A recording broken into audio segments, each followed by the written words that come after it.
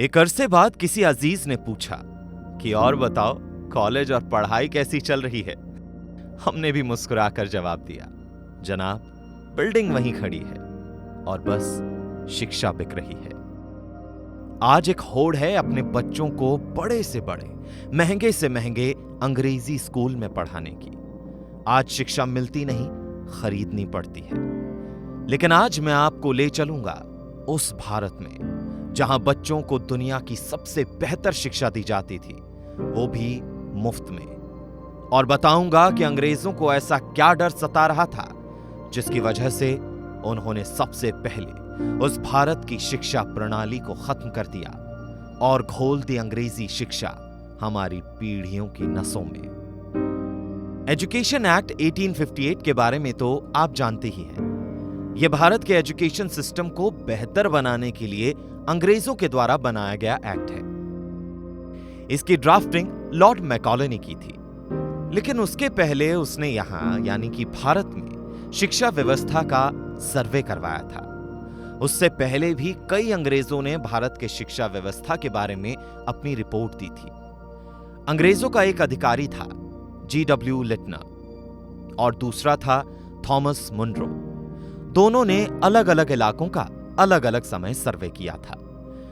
1823 के आसपास की बात है।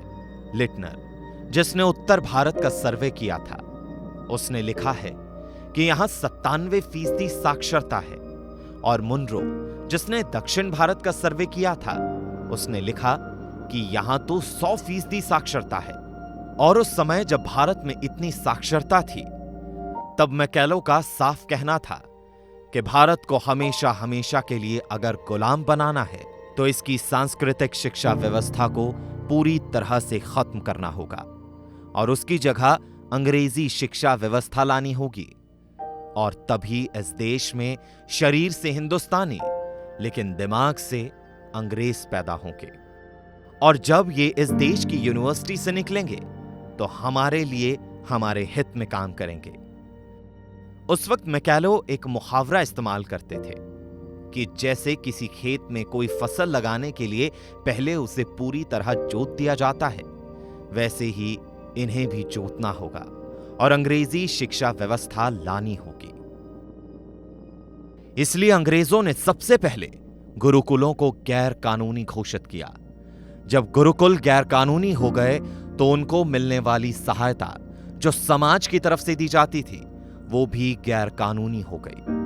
फिर संस्कृत को गैर कानूनी घोषित किया गया और इस देश के गुरुकुलों को घूम घूम कर खत्म कर दिया गया। उसमें आग लगा दी गई, उसमें पढ़ाने वाले गुरुओं को मारा पीटा गया, जेल में डाला गया। 1850 तक इस देश में 7,32,000 गुरुकुल हुआ करते थे और उस समय इस देश में गांव थे 7,50,000। और इसका साफ मतलब यह हुआ कि हर गांव में औसतन एक गुरुकुल हुआ करता था। और ये जो गुरुकुल होते थे वो सबके सब आज की भाषा में हायर लर्निंग इंस्टीट्यूट हुआ करते थे। उन सब में 18 विषय पढ़ाए जाते थे और ये गुरुकुल समाज के लोग मिलकर चलाते थे, ना कि राजा महाराजा।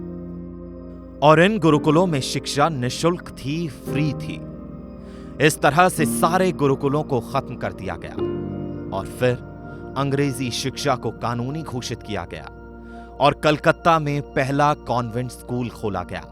उस समय इसे फ्री स्कूल कहा जाता था। इसी कानून के तहत भारत में कलकत्ता यूनिवर्सिटी बनाई गई, बंबई यूनिवर्सिटी बनाई गई, मद्रास यूनिवर्सिटी बनी और ये तीनों गुलामी के जमाने की यूनिवर्सिटी आज भी इस देश में है। मैकॉले ने अपने पिता को एक चिट्ठी लिखी थी, बहुत मशहूर चिट्ठी है वो। उसमें वो लिखता है कि इन कॉन्वेंट स्कूलों से ऐसे बच्चे निकलेंगे जो देखने में तो भारतीय होंगे लेकिन दिमाग से अंग्रेज होंगे और इन्हें अपने देश के बारे में कुछ पता नहीं होगा।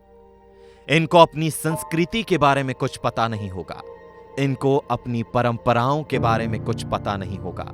इनको अपने मुहावरे नहीं मालूम होंगे। जब ऐसे बच्चे होंगे इस देश में तो अंग्रेज भले ही चले जाएं इस देश से, लेकिन अंग्रेजियत नहीं जाएगी। और उस समय लिखी चिट्ठी की सच्चाई इस देश में अब साफ साफ दिखाई दे रही है। और उस एक्ट की महिमा देखिए कि हमें अपनी भाषा बोलने में शर्म आती है। अंग्रेजी में बोलते हैं कि दूसरों पर रौब पड़ेगा। अरे हम तो खुद में ही हीन हो गए हैं। जिसे अपनी भाषा बोलने में शर्म आ रही है, दूसरों पर रौब क्या पड़ेगा।